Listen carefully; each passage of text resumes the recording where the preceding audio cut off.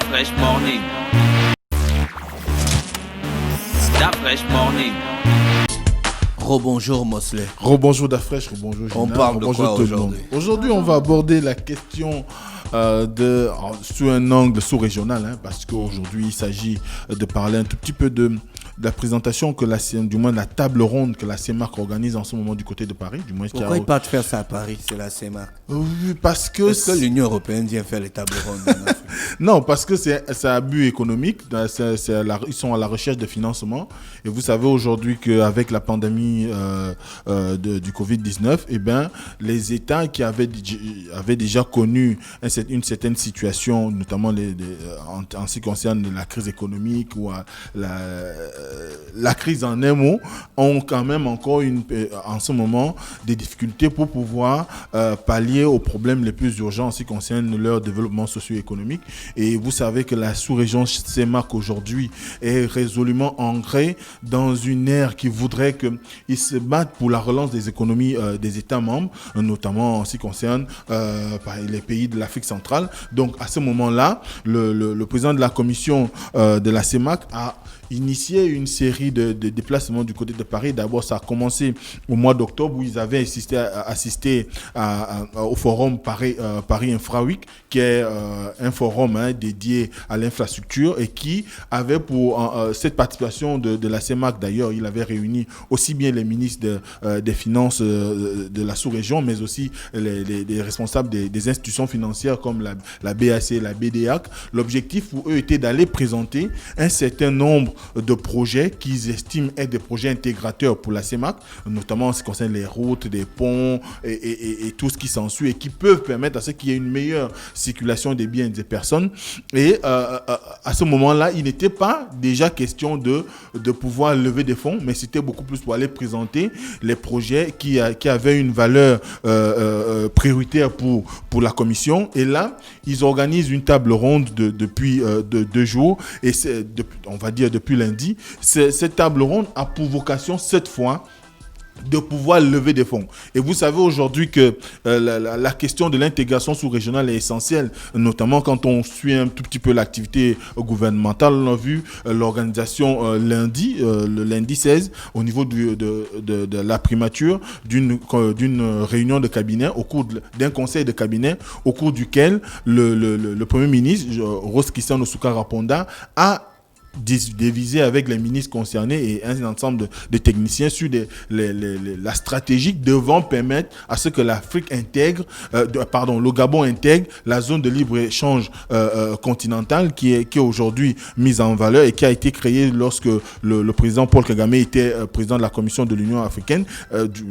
Et dès cet instant, le président de l'Union africaine, et dès cet instant, ça sous-entend que la question de l'intégration régionale est une donnée essentielle aujourd'hui. Et je me rappelle que avant qu'on aille en congé, j'avais fait état ici de la 35e session de la conférence des ministres de la CEMAC. Et au cours de cette 35e commission, il était question pour eux de réfléchir ensemble sur des stratégies pouvant permettre à la sous-région de lever des fonds. Parce qu'on l'avait dit que c'était beaucoup d'argent qu'il fallait lever. La CEMAC a une ambition de 1500 milliards à lever sur les marchés internationaux, et il n'était pas question pour que un État aille individuellement sur le marché pour prétendre à des emprunts et qu'au final, il se retrouve en difficulté. Et on sait aujourd'hui qu'un certain nombre d'États au niveau de la sous-région ont des problèmes en ce qui concerne avec l'encours de leur endettement. Et dès cet instant, la table ronde de Paris a vocation à aller présenter des projets qui sont en mesure d'assurer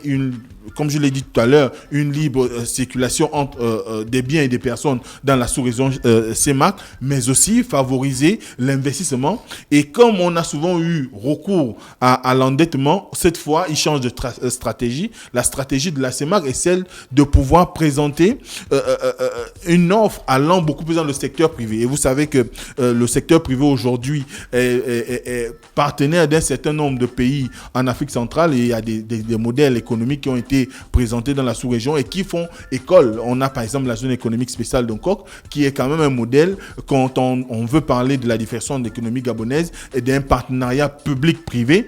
Et c'est ce modèle-là également que la CEMAC a choisi pour pouvoir mettre en branle la levée de fonds. Et pour le moment, sur le marché, notamment en ce qui concerne cette table ronde, l'objectif est de pouvoir lever à peu près, on va dire, 3,4 milliards d'euros et faire en sorte que cet argent serve à pouvoir construire non seulement un certain nombre d'infrastructures, mais soutenir aussi les économies sous-régionales qui sont en difficulté. Et là, on voit bien qu'aujourd'hui, quand on essaie un peu de faire la lecture du niveau de circulation des biens des personnes au niveau de la CEMAC, il est très faible. Aujourd'hui, partir de Libreville pour le Congo, c'est un casse-tête. Il a pratiquement la même chose, à quelques exceptions près. En ce qui concerne le Cameroun, je ne pense pas qu'il soit possible aujourd'hui pour un Gabonais de partir, de faire Libreville, Brazzaville, Yaoundé, Bangui ou encore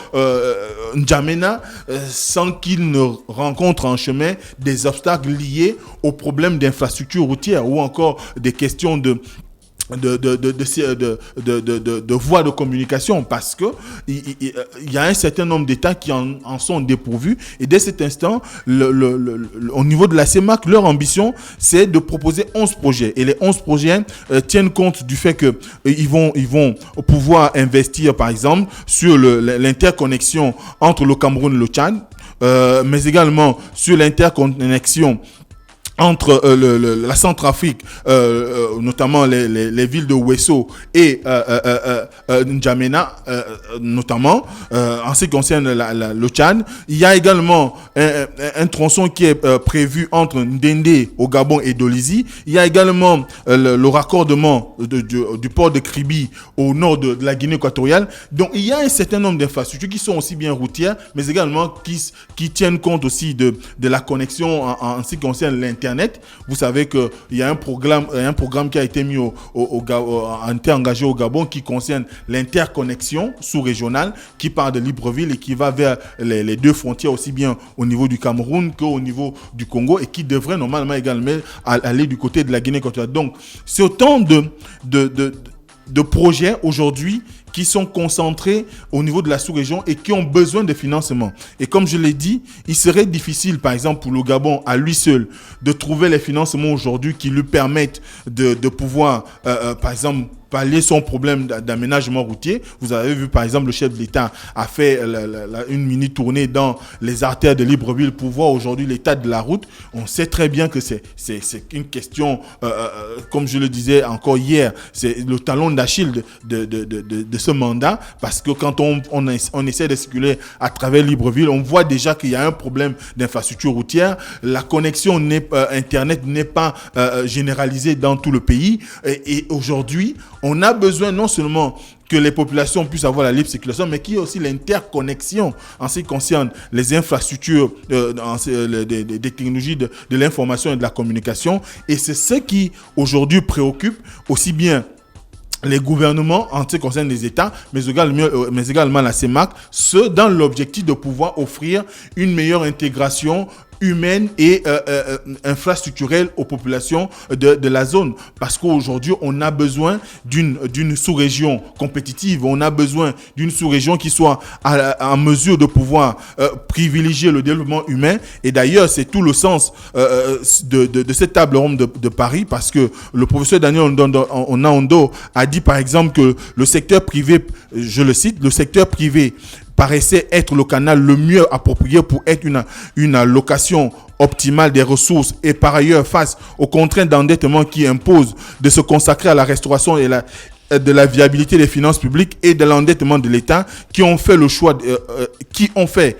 des investissements directs nationaux et étrangers pour accompagner leurs efforts et le développement de la transformation structurelle des économies. Donc c'est tout cela pour dire qu'aujourd'hui, au lieu de chercher à aller sur le marché international pour pouvoir solliciter des endettements, il serait préférable pour eux aujourd'hui de pouvoir s'inscrire dans une logique de vendre les partenariats publics-privés qui ont déjà fait des cas écoles au niveau de la sous-région, et cela permettrait à ce qu'on puisse convenablement lever des fonds, qu'on soit en mesure de pouvoir réellement s'assurer de l'encours du remboursement, parce que lorsque vous allez sur les marchés internationaux et que vous êtes, par exemple, un État, il y a que vous avez parfois des difficultés en ce qui concerne le montage même des dossiers, parce que je me rappelle que au forum Paris Infra Week, il avait été posé la question des ressources humaines en ce qui concerne le mécanisme de montage des dossiers pour solliciter des financements en ce qui concerne les infrastructures routières, par exemple. Eh bien, il se trouve qu'en Afrique centrale, il y a un déficit, parce que parfois les dossiers qui sont montés ne sont pas souvent de nature à pouvoir être viables. Et dès cet instant, quand vous allez vous proposer un dossier à un fonds à l'international, ce fonds-là, parfois les difficultés de vous suivre, parce qu'il ne mesure pas, du moins il n'arrive pas à avoir une lecture de tout ce qu'il y a comme agrégat autour du projet que vous mettez en place, et surtout que très souvent c'est présenté en faveur des populations, et parfois quand on finit par avoir le financement, ces ressources ne sont pas suffisamment mise à disposition du projet pour pouvoir réellement avoir des répercussions auprès des populations. Or, la norme internationale aujourd'hui, notamment en ce qui concerne par exemple les ODD, c'est de pouvoir privilégier l'impact sur les populations. Et c'est ce qui fait aujourd'hui que les projets menés par la CEMAC ont pour ambition de pouvoir être des projets qui impactent au quotidien les populations, qui vont aller directement dans l'exécution de l'interconnexion, de la circulation des populations, et cela permettrait à ce que, au niveau de la sécurité, il peut y avoir une certaine respiration, et qu'il peut y avoir une certaine fluidité, et que les populations elles-mêmes puissent trouver des ressources qui leur permettent d'être... C'est un rêve ou c'est un projet? Non, ce ne sont pas des rêves. L'Union africaine n'arrive même pas d'abord à réaliser l'intégration sous-régionale. La CEMAC va faire comment? Non, la CEMAC a déjà quand même un certain nombre de données qui peuvent être encourageantes. On a par exemple aujourd'hui la libre circulation des biens des personnes qui est acquise au niveau de la CEMAC. Et d'ailleurs, c'était toute la raison de la rencontre qu'a initié le Premier ministre le lundi, pour pouvoir réfléchir sur quels sont les mécanismes qui devraient permettre une meilleure intégration au niveau de la zone de libre-échange africaine. Parce que aujourd'hui, au niveau de la CEMAC, on a des leviers, mais sauf que c'est l'exécution qui tarde. Et la fluidité en termes de circulation des populations aussi trouve quand même des obstacles. Et c'est ce qui fait que cette table ronde qui va permettre de lever un certain nombre de fonds va favoriser l'investissement privé. Et cet investissement privé, vous savez, quand un fonds vous donne de l'argent, il y a souvent un fonds. Pardon. Un fonds, oui, un fonds. Quand un fonds vous donne de l'argent, il y a souvent un suivi derrière, parce qu'ils aimeraient vérifier, ils aimeraient aller sur le terrain eux-mêmes voir si l'argent qu'ils ont mis à disposition va réellement dans le sens du projet qui a été présenté, ou que eux-mêmes ils soient à mesure de le piloter. C'est la raison pour laquelle j'ai cité par exemple la zone économique spéciale d'Onkok, qui est un exemple palpable de PPP, et qui aujourd'hui fait la fierté aussi bien des gouvernants, mais également de la population au niveau du Gabon, en termes d'emploi, en termes de diversification de l'économie, mais aussi en termes de viabilité économique. Donc, c'est ce qui fait que ça ne saurait être un rêve, mais c'est beaucoup plus une action qui va dans le sens de pouvoir lever des fonds qui vont soutenir des projets, et ces projets-là devront permettre à ce que les populations puissent, par exemple, circuler entre Ndendé et Dolisie, circuler entre... on va dire Bangui et Yaoundé, avoir une interconnexion en ce qui concerne le réseau Internet qui soit fluide, que nous ne soyons plus là à nous plaindre quand nous partons par exemple de Libreville pour Tchibanga, on se dit la connexion n'est pas au beau fixe, et dès cet instant, il faudrait que ça soit un engagement communautaire, et que cet engagement communautaire-là puisse venir plus ou moins atténuer les manquements que nous observons sur le terrain en ce qui concerne l'investissement infrastructurel des États. Merci Mosley, qui revenait donc sur la situation de la table ronde de on appelle ça comment? La CEMAC, hein? Oui, la CEMAC, la CEMAC. La communauté des États. Il y a la CEMAC et la CUAC. Oui, c'est deux institutions. Mais tout ça, c'est l'intégration régionale. Oui, tout ça rentre dans l'intégration régionale, oui. D'accord. Restez connectés sur les 104.5 Urban FM, la station urbaine. Avant de retrouver René Rutte pour l'horoscope des auditeurs, on va faire un tour en musique avec Lacho pour le titre Le Bangando. Voilà. Stop Fresh Morning.